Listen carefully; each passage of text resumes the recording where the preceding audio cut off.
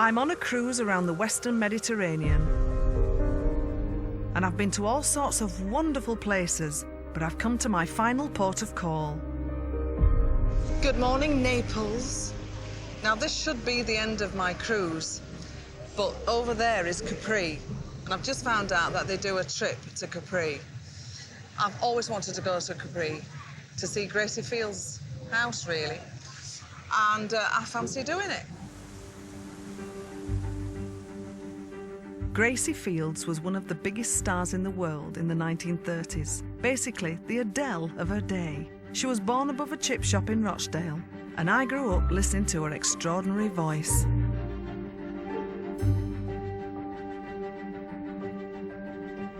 This, without a doubt, is the icing on the cake to this cruise. I'm on a pilgrimage. Yes, I'm gonna see our Gracie.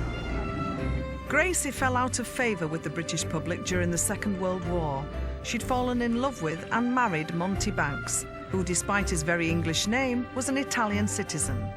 If they had stayed in the UK, he would have been interned. So they went to the US, and Gracie raised millions for the war effort, entertaining troops. After the war, she received a thank you letter from Churchill, who'd encouraged her to go to America. This is Capri. I'm here in Capri after all these years.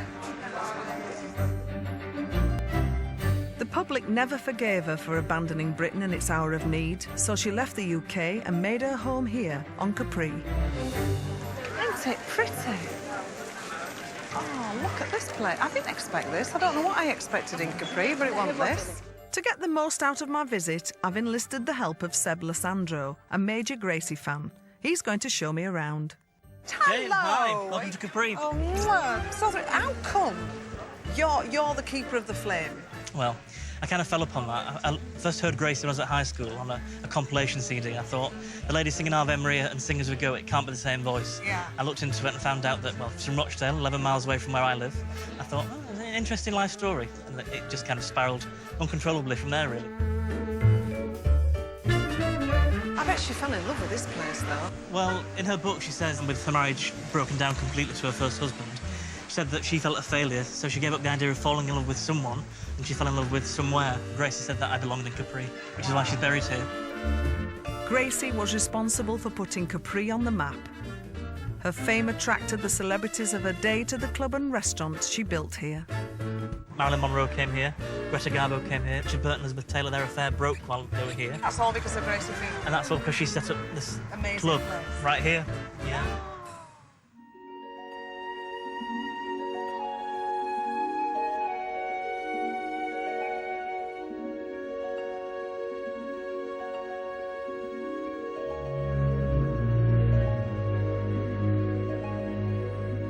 So this was the place that she fell in love with, this bit here? This is the Marina Piccola, and this is where Gracie first came around the corner in a horse and cart and said, that's it. She saw this before it was modernised as it is today, a little fishing village, and she fell in love with the place. And she knew then that I want to live in Capri. And this is where she set up home, and set up her restaurant.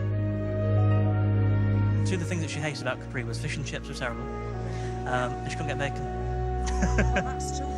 So speaking of cruise ships, what she would do is, when a cruise ship would come into the harbour like that, she'd send one of her restaurant staff over in a little dinghy and say, look, Grace will come and do a song for you if you give us a leg of bacon. They would do it. Like, Literally singing for a supper? Literally singing for a supper. Listen, when you're gagging for a bacon sandwich, that's the only way to do it. And that's what she did. Love her.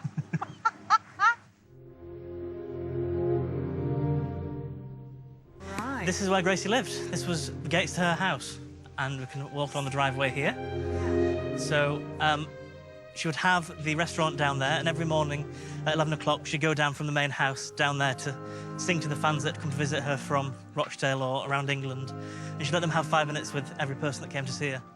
So she'd sign autographs, she'd sing a song if they wanted it, and she would just be our Gracie. Who owns this now? This is owned by the Swarovski Crystal family. Swarovski? Yeah. So they bought this. That's where Gracie used to live. Oh, Gracie. Ain't you done well, girl? I'm shocked at how little everybody knows about Gracie Fields, especially here, when she built all this. It's nothing. Nothing here to say this was all built by Gracie Fields. That's quite sad, isn't it?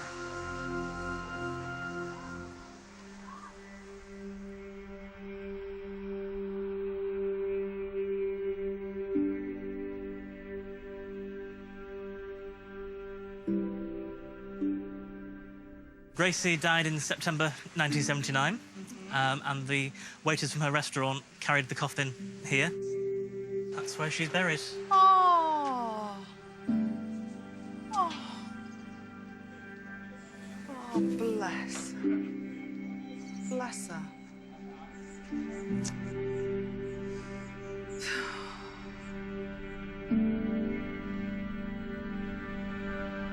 Gracie's been woven in and out of my life for quite some time, and to actually be here and pay my respects, I feel very close to her right now.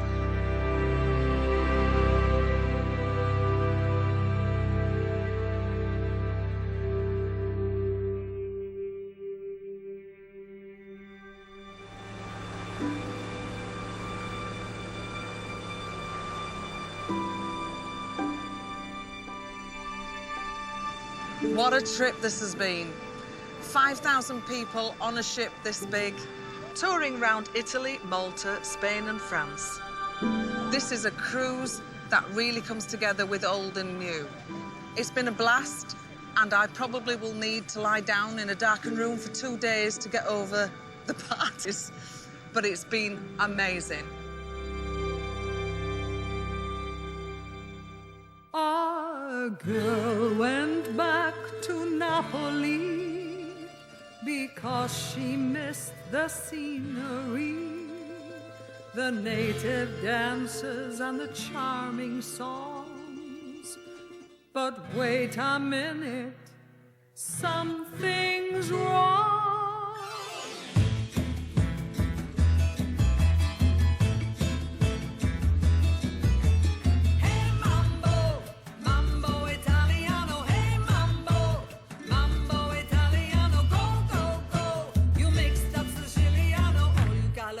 Do the mambo like a crazy with a hey mambo.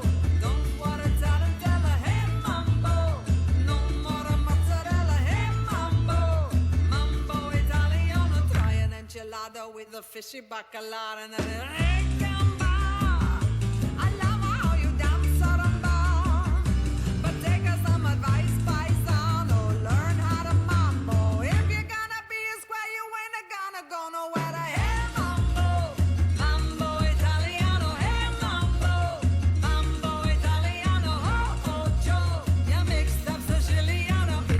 Delicious, everybody come capiche how to mambo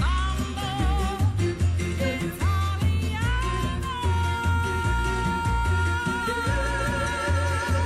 That's nice.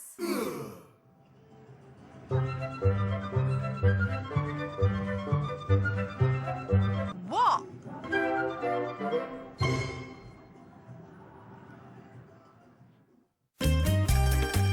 I didn't say anything.